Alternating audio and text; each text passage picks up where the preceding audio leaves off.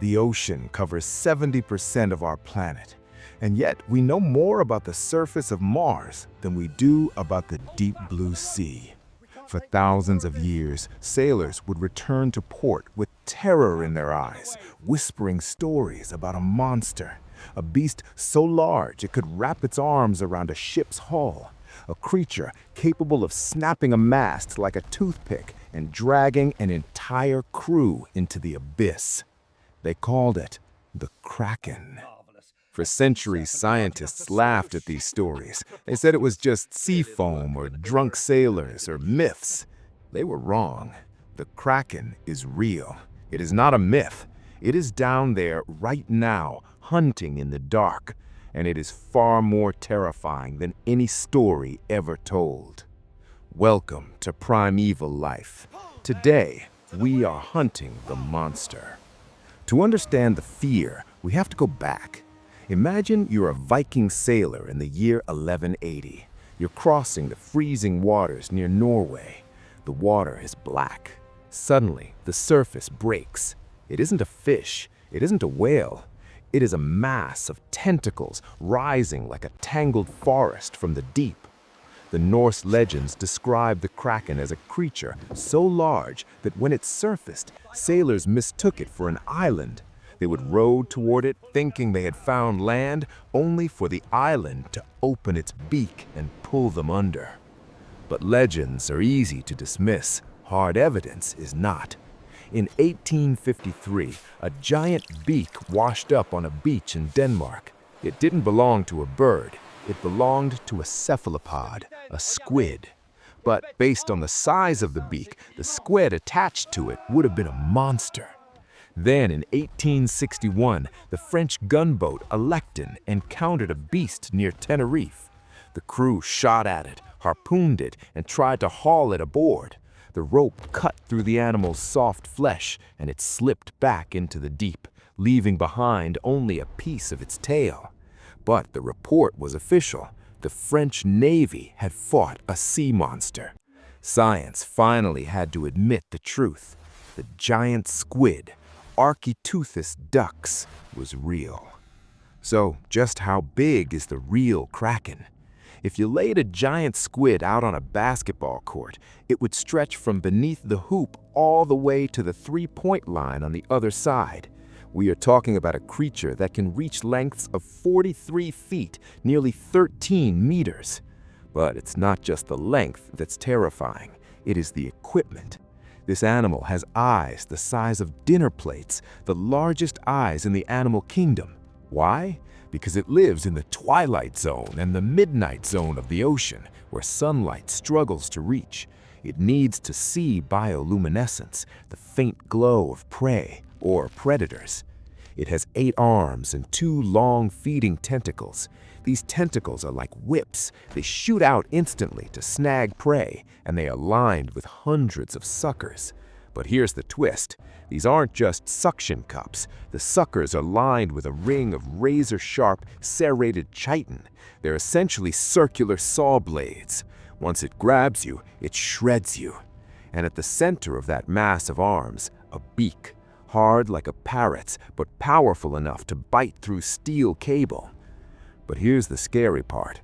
The giant squid isn't actually the biggest monster down there. For a long time, we thought the giant squid was the king, but in the freezing waters of the Antarctic, something else is lurking, something heavier, something meaner. Meet the colossal squid. While the giant squid is long and slender, the colossal squid is built like a tank.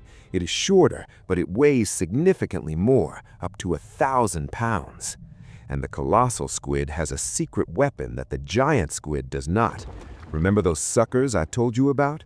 The giant squid uses serrated teeth, but the colossal squid evolved something straight out of a horror movie. On its tentacles, it has swiveling hooks. Imagine a cat's claw, but large enough to tear through thick flesh and capable of rotating 360 degrees. This animal doesn't just grab its prey, it latches on with 25 rotating meat hooks. It is designed for one thing, catching large, powerful prey and never letting go. and there's only one animal in the ocean strong enough to fight it. This is the battle that happens every single day in the deep, unseen by human eyes, the clash of the titans, the sperm whale versus the kraken. Sperm whales are the largest predator on Earth. They dive thousands of feet down, holding their breath for an hour specifically to hunt these giant squids. But the squids do not go down without a fight. We know this because of the scars.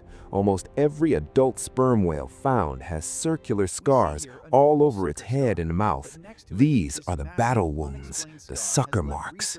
In the darkness of the deep ocean, a sperm whale uses sonar to find the squid. The squid senses the pressure wave. It strikes. It wraps its tentacles around the whale's head, digging those hooks and serrated suckers into the whale's thick skin, trying to cover the whale's blowhole, trying to drown the mammal, or inflict enough pain to make it let go. The whale uses its massive jaw to crush the squid. It is a violent, silent wrestling match to the death in pitch-black water. But here's the mystery that keeps biologists awake at night. We have found sucker marks on whales that are terrifyingly large. Some scars suggest a squid much, much larger than anything we've ever caught. Is it possible that the 40-foot squids we've found are just the babies, or perhaps the runts of the litter? The ocean is a perfect hiding place. We only captured the first video footage of a live giant squid in the year 2004. Think about that. We have been to the moon, we have split the atom, but we couldn't find a 40-foot monster on our own planet till 20 years ago. If an animal that big can hide from us that long, what else is down there? In the depths of the Pacific, there are sounds recorded by underwater microphones like the bloop that imply organic creatures far larger than a blue whale. While science says the bloop was likely an ice quake, the scars on the sperm whales tell a different story. They tell a story of a cephalopod that grows to impossible sizes. The Kraken wasn't a myth, it was a warning. The sailors of the ancient world were right to be afraid. The ocean is not our home, it belongs to them. And the deeper you go, the bigger the monsters get. So the next time you look out at the dark water of the ocean at night, remember, just because you can't see them doesn't mean they aren't watching you. If you enjoyed this deep dive into the real-life monsters of our world, make sure to hit that subscribe button and turn on notifications. We're uploading new prehistoric mysteries every week. Which monster should we hunt next? The real-life dragon or the snake as big as a bus? Let me know in the comments below. I'm Primeval Life. Stay safe and stay out of the deep water.